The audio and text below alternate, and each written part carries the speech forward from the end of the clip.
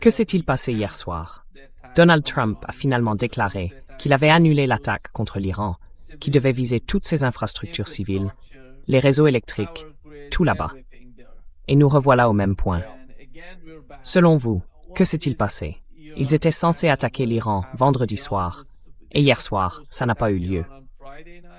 Quelle est votre analyse, votre compréhension de la situation?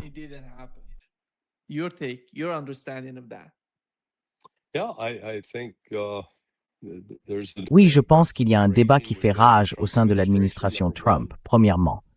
Et deuxièmement, apparemment, les Saoudiens et d'autres, j'imagine notamment les Qataris, ont probablement dit à Trump « Ne faites pas ça ». Parce que l'Iran a dit qu'il allait faire sauter toutes nos raffineries et toutes nos... Vous savez, si vous frappez l'une de ces cibles dont vous avez parlé en Iran, les centres de pouvoir, les raffineries, les sites nucléaires, ils élimineront les nôtres et nous devrons abandonner nos pays.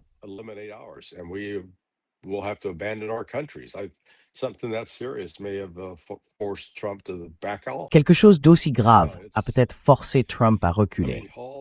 Oui, tous les signes étaient là. Vous savez, les ambassades, les avertissements demandant aux gens de partir, de rester à l'écart, de ne pas aller dans ces zones, et ainsi de suite.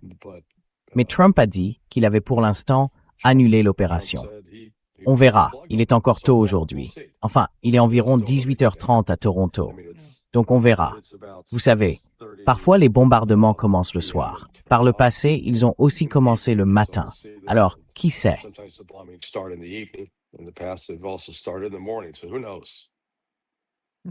Il est 5h30.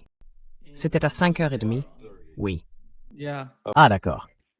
Et s'ils avaient voulu attaquer, ils auraient pu le faire, vous savez, la nuit dernière ou celle d'avant. Je pense que c'était le meilleur moment pour eux de commencer la guerre.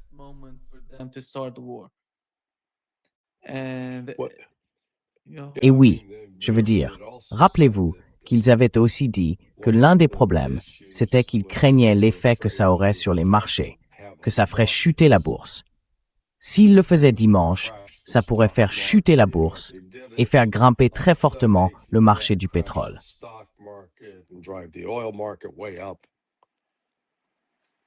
Je vais simplement lire ce que Donald Trump a publié. Il dit que les États-Unis sont armés, prêts à agir contre la République islamique d'Iran, avec une puissance de feu, une force et une capacité militaire jamais vues depuis la Seconde Guerre mondiale. Malgré cela, l'Iran et d'autres pays du Moyen-Orient viennent de nous demander de suspendre toute attaque dans cette zone, parce qu'ils ont dit que cela inclurait l'ouverture immédiate, complète et totale du détroit d'Ormuz, ainsi que de la menace nucléaire iranienne. Je ne sais pas quelle était la menace nucléaire iranienne.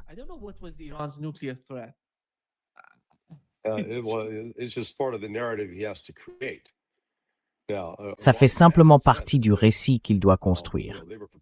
Par le passé, l'Iran a dit qu'il avait envoyé un message aux États-Unis. Si aucune solution raisonnable n'était trouvée, l'Iran ferait une démonstration nucléaire. Encore une fois, je ne sais pas si cette information venait du Pakistan, je ne sais pas si c'était de la désinformation pakistanaise ou une information fiable. Mais quoi qu'il fasse sur le plan nucléaire, la seule chose que nous constatons, c'est quand on regarde le détroit d'Ormuz, c'est mort. Je le regarde en ce moment même. Je vois 2 navires qui le traversent pour sortir et un navire qui entre. Et vous savez, rien avec l'AIS activé du côté omanais. Donc vous savez, c'est fermé. Plus rien n'entre ni ne sort.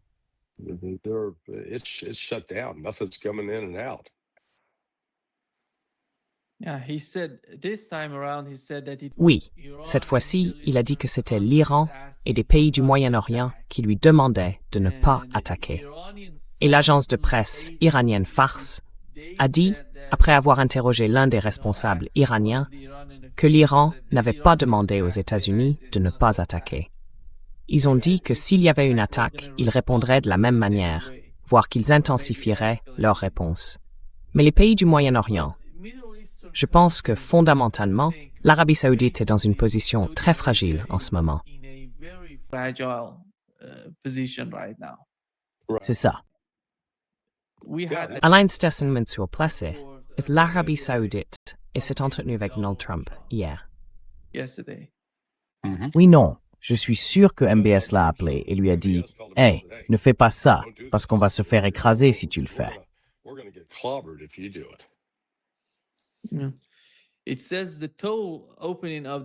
Il affirme qu'il y a eu une ouverture totale du détroit d'Ormuz. Or, encore une fois, la partie iranienne a dit qu'il n'y avait eu aucune discussion, aucun accord, quel qu'il soit, pour ouvrir le détroit d'Ormuz. Cette situation revient, se répète, avec les mêmes conditions qu'avant le protocole d'accord.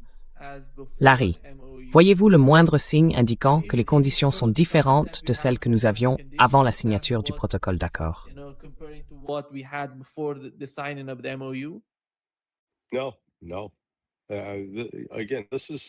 Non, non. Encore une fois, l'équipe de Trump doit être complètement perdue parce que, d'un côté, il revient sans cesse à ses options militaires. On va écraser l'Iran. Mais de l'autre, on nous dit qu'en coulisses, le général Kane, président des chefs d'état-major interarmés, et l'amiral Cooper, le chef du CENTCOM, lui ont expliqué que, eh bien, nous avons en réalité des stocks d'armes limités. Et que si nous lançons ce type d'attaque, elle pourrait ne pas avoir l'effet que vous pensez qu'elle aura. En revanche, elle épuiserait des systèmes d'armes que nous ne pouvons pas remplacer. Ensuite, il y a la pénurie croissante de diesel et de carburant aéronautique. Et, par-dessus le marché, c'est une pénurie mondiale.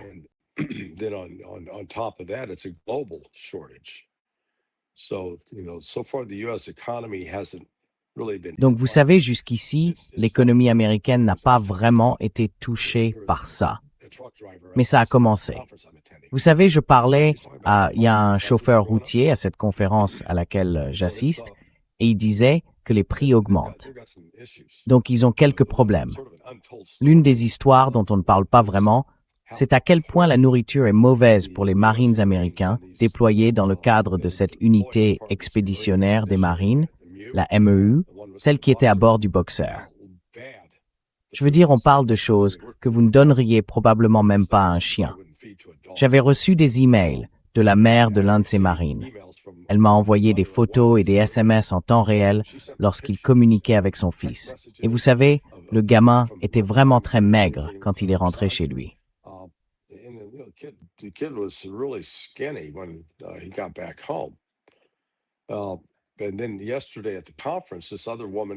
Et puis hier à la conférence, une autre femme est venue me parler. Elle m'a dit que son fils était dans les marines, qu'il venait d'être déployé au large des côtes iraniennes et qu'il était rentré.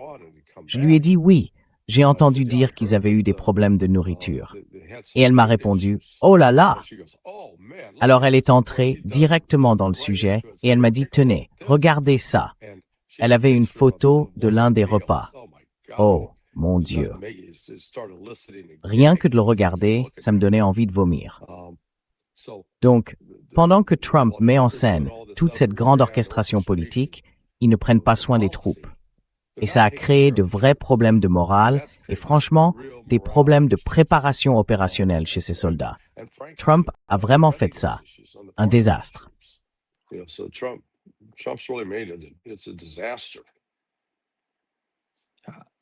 Où est-ce qu'ils gardent ces troupes, Larry? Est-ce qu'ils les utilisent? En gros, vous parlez des troupes déployées sur des porte-avions? Ils sont dans une MEU. Ils sont sur des navires, comme le Boxer. Ce n'est pas comme un porte-avions.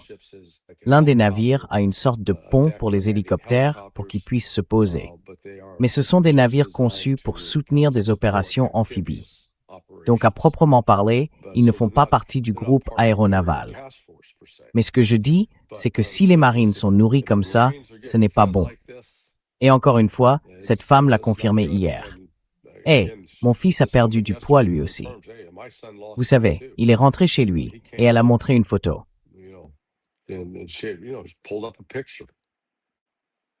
Nous savons que les destroyers ne suffisaient pas, du moins selon le commandement en Europe. L'un des commandants en Europe a déclaré qu'il ne disposait pas de défense aérienne, ni de système de défense suffisant pour Israël, pour aider Israël, pour défendre Israël. to help Israel, to defend Israel. Mhm. And Well, the destroyers, they're gonna Eh bien oui, les destroyers. Donc c'était le commandant du commandement européen, et apparemment il a des destroyers qui sont rattachés à lui. Ils allaient les positionner au large des côtes israéliennes pour assurer, je prends mon café, pour assurer une couverture de défense aérienne dans la mesure du possible. Encore une fois, les missiles qu'ils ont sur ces destroyers sont en nombre limité. Enfin, ils en ont un nombre limité. Donc, s'il y avait une attaque intense et massive, ils pourraient eux aussi être rapidement à court de missiles. Et ces navires devraient alors retourner vers un autre port pour y faire charger les armes dans ces systèmes de lancement vertical. in that port have the weapons placed into these, these vertical launch systems. do you think that if they were supposed to Vous pensez que, attack Iran, s'ils avaient vraiment eu l'intention d'attaquer sérieusement l'Iran, ils auraient dû rapprocher tous ces porte-avions des ports iraniens, du sud de l'Iran, je ne sais pas, du golfe Persique, ou bien auraient-ils pu le faire sans rapprocher les porte-avions de l'Iran? Carriers closer to Iran? Well, bringing the carriers closer Eh bien, helps. rapprocher les porte-avions aide les avions, vous savez. Ça réduit la distance qu'ils ont à parcourir. Je ne suis pas certain que les commandants américains soient très désireux de faire survoler l'Iran à des avions américains, car je pense qu'on s'inquiète de plus en plus du fait que le système de défense aérienne iranien s'est amélioré et non affaibli. Il pourrait donc réellement être capable d'abattre certains de ces appareils. C'est pour ça que je pense qu'ils ont préféré utiliser des armes à distance de sécurité, comme les Tomahawk, les JASSM ou même les JDAM. C'est pas vraiment du tir à distance, mais un peu quand même. Not much of a standoff, but it gives, it's a little bit anyway.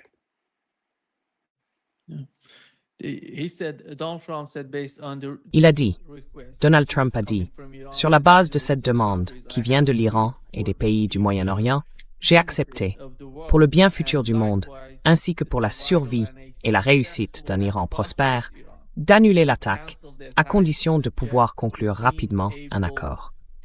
Quel est donc cet accord, Larry, qui compte tant à ses yeux? Après avoir violé toutes les dispositions de l'accord nucléaire, il parle d'un accord. Qu'est-ce que cela représente dans son esprit? I don't know. Honestly, day to day it changes. Je ne sais pas. Honnêtement, je veux dire, ça change d'un jour à l'autre. Il se peut qu'il veuille obtenir un accord nucléaire. Mais l'Iran a très clairement dit qu'il ne discuterait de rien concernant le nucléaire, d'un accord nucléaire, tant que les autres éléments du protocole d'accord ne seront pas respectés. Ce qui veut dire faire sortir Israël du sud du Liban, bon sang, permettre à l'Iran d'exercer un contrôle sur le détroit d'Ormuz, lever les sanctions pétrolières, lever le blocus et débloquer les avoirs.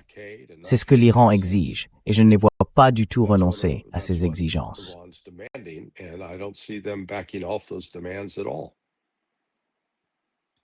Est-ce que cela signifie qu'on va retomber dans le même cycle d'escalade du conflit, avec les États-Unis qui reviennent aux mêmes politiques dans le détroit d'Ormuz?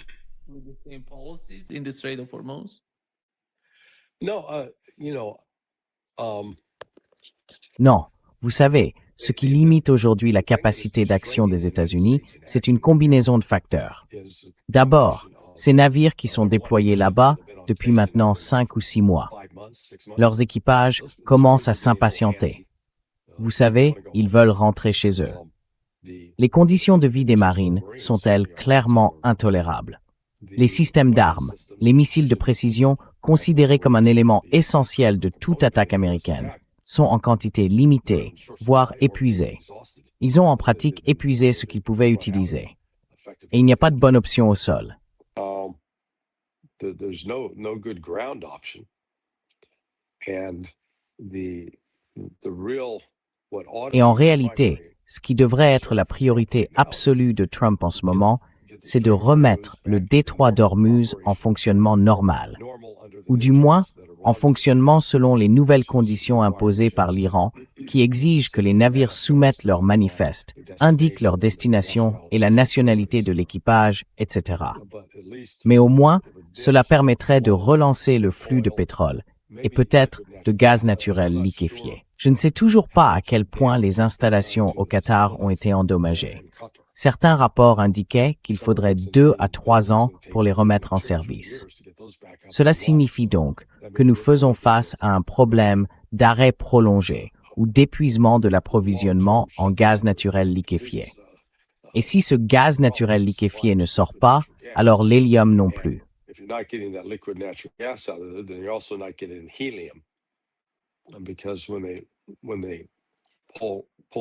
Parce que lorsqu'il l'extrait du sol, l'hélium est contenu dedans.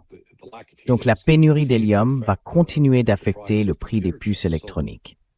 Et puis on ne sait pas si, quand on arrête un puits de pétrole, si le Koweït, Bahreïn, les Saoudiens, les Qataris, est-ce que certains ont arrêté des puits de pétrole simplement pour éviter des dégâts immédiats? Parce qu'une fois qu'on les arrête, il ne suffit pas d'appuyer sur un interrupteur pour les remettre en marche et les redémarrer. Il y a donc beaucoup d'inconnus. Mais tout cela touche au cœur du problème, qui est l'économie mondiale. C'est mauvais, terrible pour l'économie mondiale. On ne peut pas retirer autant d'activités de l'économie mondiale et s'attendre à ce qu'elle continue de fonctionner normalement.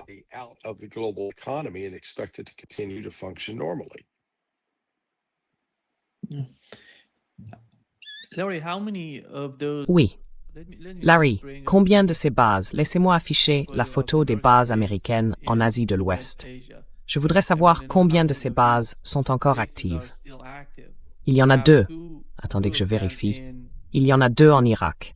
Vous avez la base d'Al-Harir à Erbil que les États-Unis ont beaucoup utilisée récemment, ces 2 dernières semaines.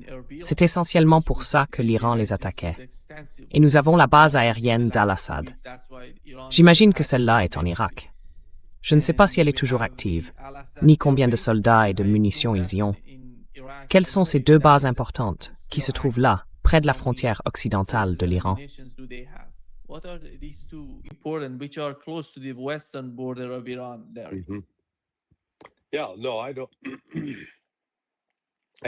Oui, non, je sais pas.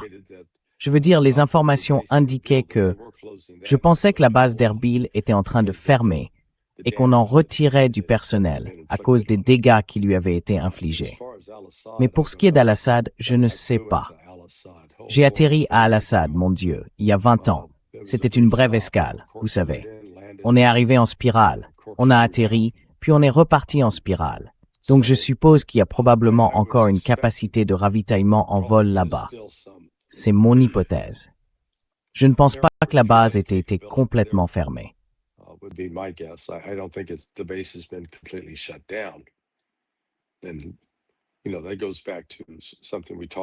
Et vous savez, ça renvoie à ce dont nous avons parlé hier, ma critique de l'état-major général iranien. Ces différentes bases aériennes sont attaquées principalement depuis les airs. C'est de là que viennent ces attaques. Et ce n'est pas basé en mer, c'est basé à terre. Donc, détruisez le carburant d'aviation.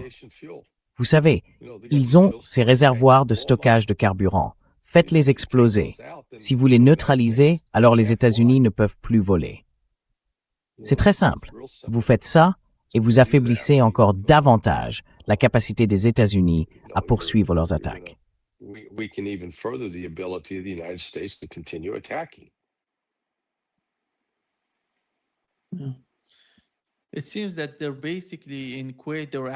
Il semble qu'ils soient essentiellement au Koweït. Ils y sont actifs parce qu'ils disposent de 3 sites, le camp Buehring, le camp Arif Jan et la base navale Camp Patriot, tous situés au Koweït. Et ils utilisent ces camps pour attaquer l'Iran. Si je ne me trompe pas, la dernière attaque contre l'Iran menée depuis le Koweït est partie du nord du pays.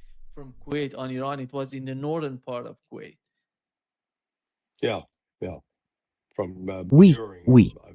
Depuis Buehring, je crois.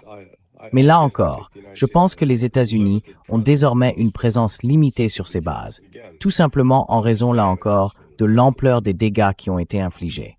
Le Tsar, vous savez, les considère en gros comme des bases en temps de guerre.